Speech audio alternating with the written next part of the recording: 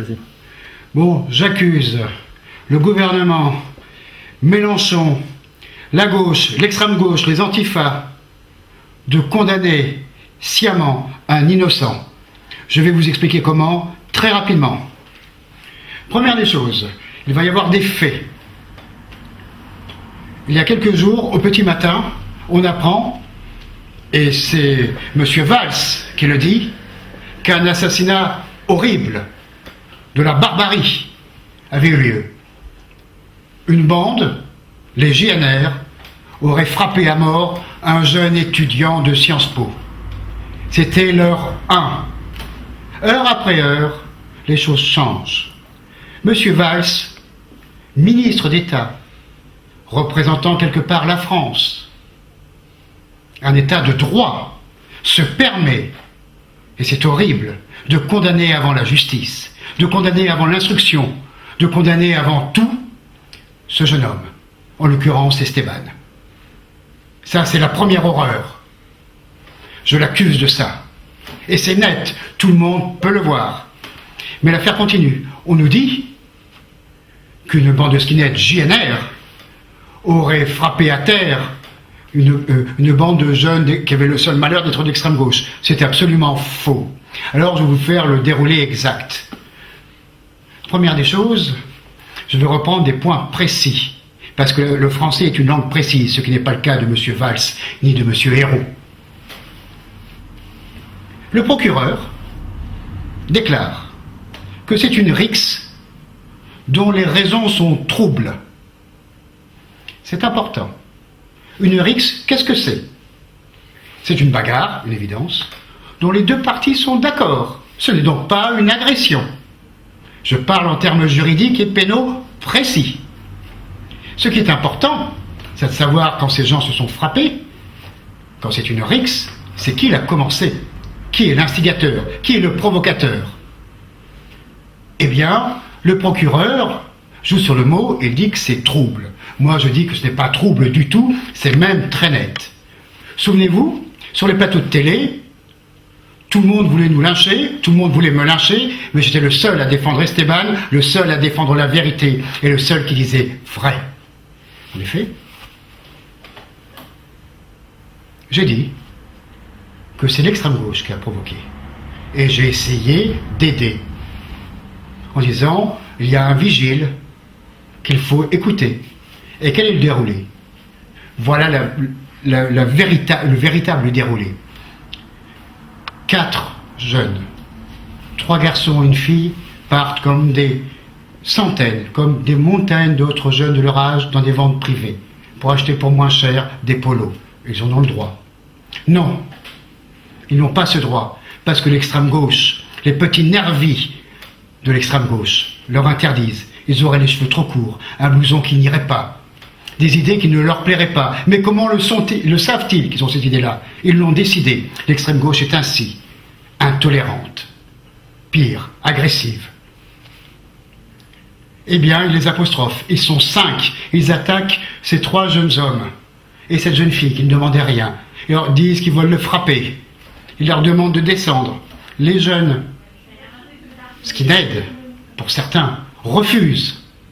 Ils disent non, nous ne voulons pas, nous sommes venus pour faire du shopping.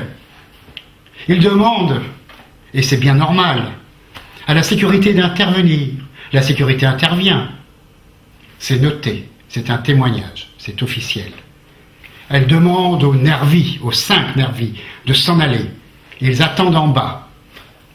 Le vigile, qui fait bien son travail, dit que par précaution, il faudrait mieux attendre un peu. Les jeunes, les 4 jeunes, qu'on appelle des skinheads, soi-disant assoiffés de sang, attendent docilement. On est loin de la meute de loups. Au bout d'une demi-heure, le vigile leur conseille de descendre, en disant c'est terminé. Qu'est-ce qu'ils font? Ils obtempèrent. Ils descendent. Malheur, au bout de 20 minutes ou une demi-heure, eh bien ils attendent, les 5, toujours, ceux qu'ils veulent frapper. Ils sont en bas, dans la cage d'escalier. Alors, le vigile intervient encore avec 2 personnes du staff. C'est un témoignage, c'est officiel. Il demande aux petits nervis de s'en aller. Ils s'en vont. Là, les 4 jeunes décident de s'en aller aussi. eh bien, les Nervis les attendent encore un peu plus loin. Alors, que s'est-il passé? Certains diraient, on ne le sait pas. Eh bien, il ne faut pas être Sherlock Holmes pour le deviner. Quand vous attendez pendant une demi-heure quelqu'un pour le frapper, quand vous le voyez, qu'est-ce que vous faites? Eh bien, vous le frappez.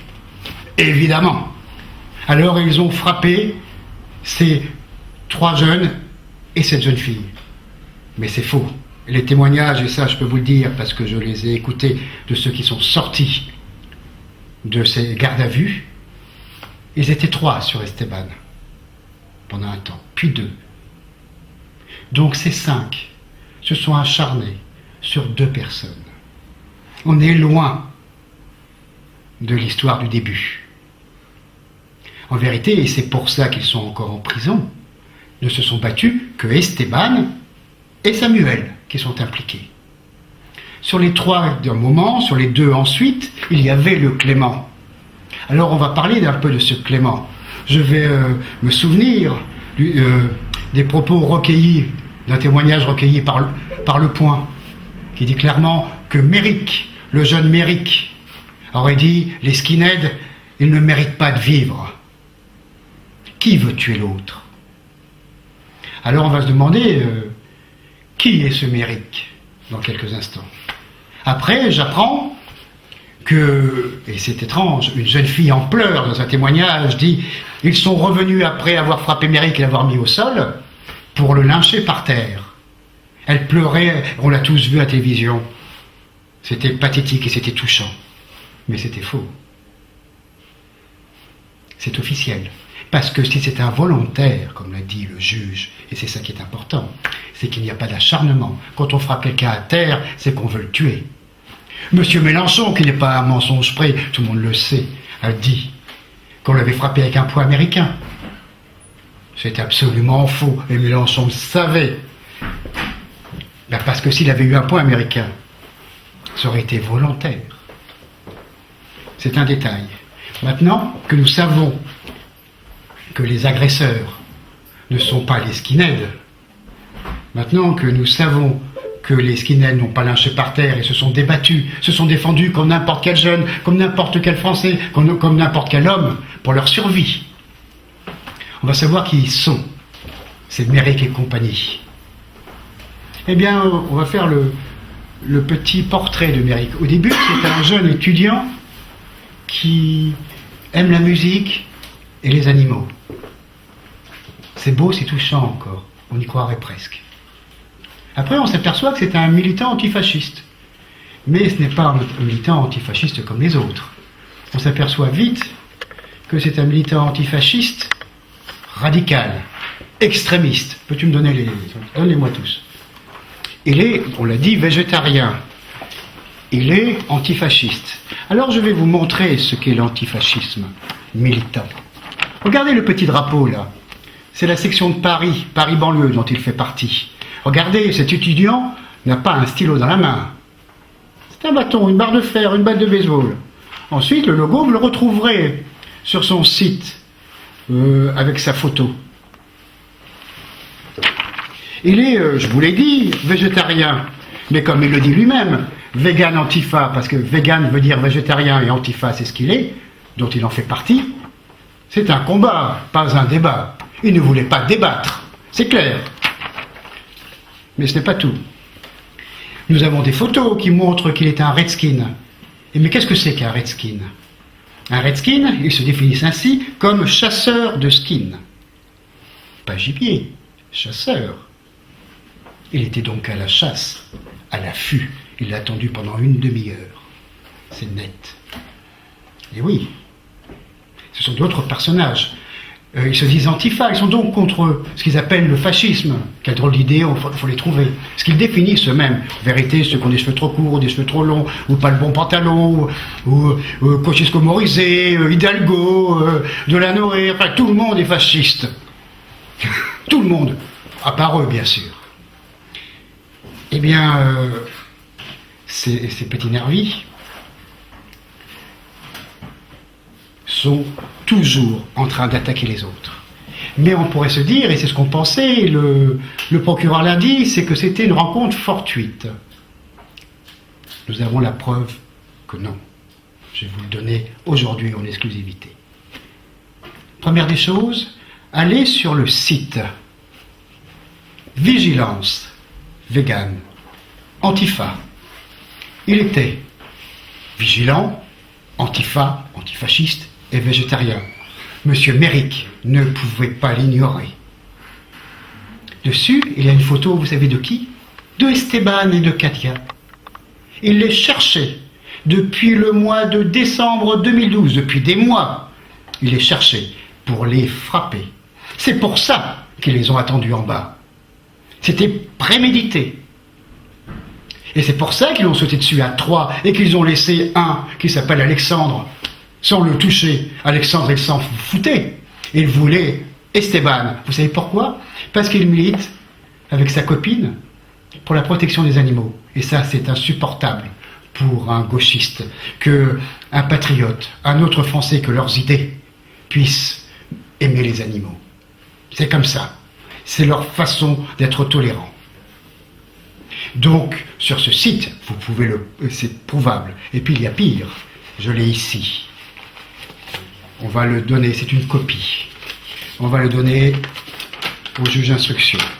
C'est la copie de la main courante d'un jeune qui 2 jours auparavant, on le montrera mieux, qui 2 jours auparavant a eu le malheur, parce que 2 jours auparavant, c'était le premier jour de ses ventes privées, a eu le malheur d'aller dans le quartier et d'avoir des idées un peu trop patriotiques. Il s'est fait courser, il ne s'est pas fait rattraper, il s'en est sorti, agressé quand même. Parce que ça faisait 2 jours qu'ils rôdaient dans le quartier et qu'ils attendaient les pauvres patriotes qui auraient eu l'idée d'acheter un polo. La preuve est là, c'est une main courante officielle avec le nom d'un des antifas qui a été reconnu. Ce n'est pas anodin tout ça.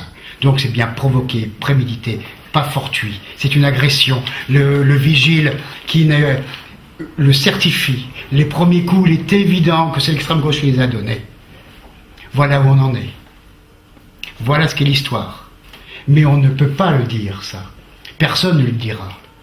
Parce que ces petites racailles antifa qui n'ont pas besoin de sortir des cités, qui sortent des beaux quartiers, qui sont des petits bourgeois qui veulent se mettre un peu de frayeur dans leur vie en emmerdant le monde, ont menti. Ils ont menti à leurs idéaux, leur lutte contre le fascisme. C'est pas du tout ça, parce qu'ils veulent s'en découdre contre n'importe quoi et n'importe qui. Ils sont des bandes armées. Ça, c'est une bande armée. C'est à dissoudre. Des gens qui ont des cagoules. Et d'ailleurs, souvenez-vous, on nous montre souvent ce sympathique Méric dans des manifestations qu'il attaque. Pourquoi? Des manifestations officielles qu'il attaque. De quel droit? Et cagoulé. Ou sinon masqué. Masqué pourquoi? Ben parce qu'il va attaquer et qu'il ne veut pas qu'on le reconnaisse. C'est pour ça qu'ils sont masqués. Parce que leur objectif, c'est d'attaquer. Ils ont attaqué depuis des mois et des années. Ils ont attaqué dernièrement, il y a, je crois, au mois d'avril, 4 militants, 2 garçons et 2 jeunes filles, des lycéens, au métro Cluny. Ils ont laissé un des lycéens pour mort. Il a été amené à conscience à l'hôpital et a été hospitalisé pendant des semaines. Ce jeune homme a eu la chance de ne pas mourir. Ils ont attaqué au cri d'Antifa en étant cagoulés, comme d'habitude. Ils ont attaqué Rivarol, un pot de Rivarol, dans un lieu privé.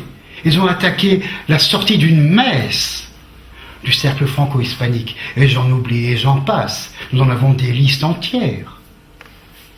Ce sont des attaques systématiques auxquelles nous avons droit.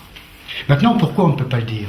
Parce que, comme je vous l'ai dit, ils ont menti à tout le monde. Ils ont menti à l'extrême gauche, ils ont menti à la gauche, ils ont menti à la police, ils ont menti aux journalistes, en disant qu'ils avaient été agressés, que les skinheads étaient baraqués, et qu'ils avaient une croix gammée dans le cou, qu'ils étaient revenus lynchés.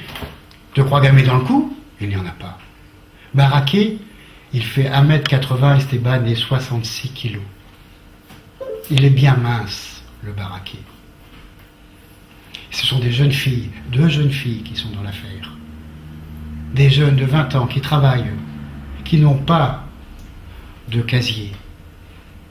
Ils n'ont pas le profil d'agresser. Ils n'ont pas lynché après. Tout ça est faux.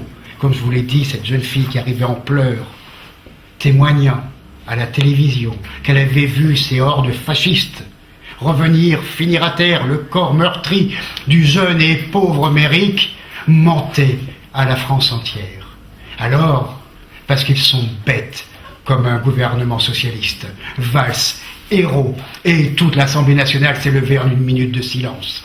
Vous pensez qu'ils peuvent se rasseoir dans le ridicule? Surtout pas. Surtout pas. Alors il faut garder ces jeunes gens en prison. Parce que c'est ce que je dis est vrai. Et chaque minute montre que c'est un peu plus vrai. C'est de la légitime défense. Mais si j'ai légitime défense, Valls, Hérault, l'Assemblée nationale, Mélenchon sont au moins ridicules, si ce n'est des menteurs ou des salauds. Alors il faut tenir malgré tout. Alors on fait demander à un procureur, quelque part, je le pense, je n'en suis pas sûr, de dire, parce qu'il est du parquet, parce que donc il est aux ordres et c'est normal, de dire que c'est des coups de blessure volontaires et que ces 2 coups de poing ont été volontairement donnés pour donner la mort. 2 coups de poing dans une figure avec une volonté de tuer, c'est pas bien net. Avec 3 personnes sur soi, c'est plus évident du tout. Mais ils le savent. Parce que quelques heures après, le juge d'instruction qui regarde le même dossier dit non. Parce que lui, ce juge d'instruction est courageux. Lui, il est indépendant. Lui est à saluer. Le gouvernement socialiste, le président, cherche désespérément, malgré tout, à être à peu près normal. Ça lui est très difficile. Alors, on ne va pas demander à Hérault d'être intelligent en plus. Qu'est-ce qu'il fait? Eh bien, il arrive en moins d'1 an à couper la France en 2, ce que personne n'arrive à faire sur l'histoire du mariage pour tous. Personne ne lui avait demandé, il a insisté. Tous les jours, toutes les semaines, il y a des manifestations, des millions de personnes dans la rue. Vous savez que depuis l'histoire de la République, c'est la plus grande manifestation de l'histoire de la République qui a eu lieu, et elle a été méprisée. Pire, on a dit que c'est 1 500 000 personnes, on était à une poignée, disait un ministre. Une poignée. Quel sens de l'image. Alors, pour essayer d'être un peu moins impopulaire, de rattraper malgré tout, de communiquer, on dit que c'est manipulé par l'extrême droite, des hordes fascistes. Et puis il faut l'argumenter, on trouve quelques groupuscules. Combien? 50 personnes sur 1 500 000, mais ce n'est rien. S'il n'y avait que ça comme problème dans ces manifestations, pas une voiture volée, pas un scooter qui tombe, pas une vitrine brisée, rien. Alors on essaie de trouver, mon Dieu, c'est bien des fascistes, des JN ou des JNR. Le mot JN est à la mode, mais comme ils ne comprennent rien, ils ne connaissent pas le prix du pain, ils ne comprennent rien entre JN et JNR, ils ont dû confondre. Alors on dit c'est des JNR, il faut les dissoudre. L'embêtant, c'est que la réalité, la vérité est persistante. Vous savez, j'ai été entendu par la police, parce que je l'ai bien voulu, librement. Eh bien, le mot JNR n'a jamais été prononcé.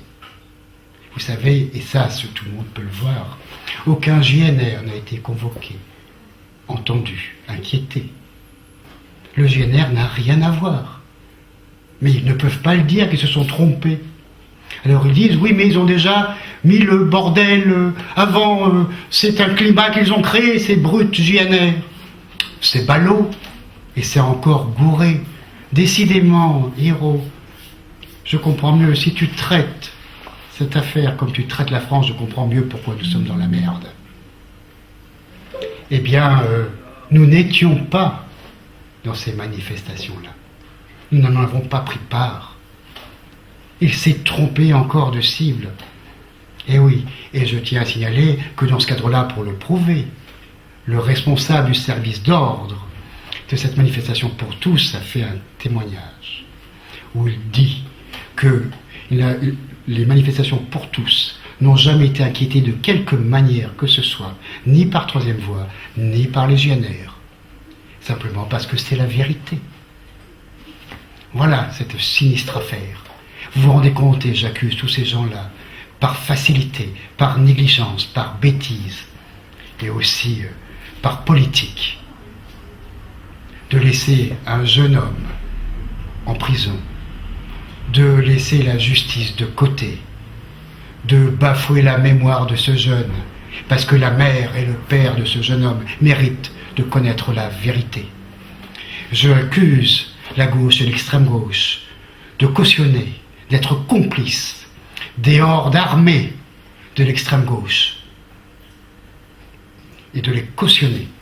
J'ai entendu Valls se dire qu'il y avait 2 poids 2 mesures, qu'on ne pouvait pas interdire les groupes d'extrême gauche comme les groupes d'extrême droite, parce que les groupes d'extrême gauche antifa avaient le droit de lutter comme ils voulaient ou ils pouvaient contre le fascisme. Nous ne sommes pas fascistes au JNR, Esteban n'est pas fasciste, mais ils ont le droit de les frapper, parce que comme on le veut, c'est comme ils le veulent. Vous vous rendez compte? Ça veut dire que nous sommes dans un état où les ennemis du système peuvent être frappés, peut-être même jusqu'à la mort. C'est ça que ça veut dire. Voilà ce que j'accuse. C'est extrêmement grave. Nous sommes, et c'est sans emphase, très proche d'une nouvelle affaire Dreyfus. Voilà ce que j'avais à dire.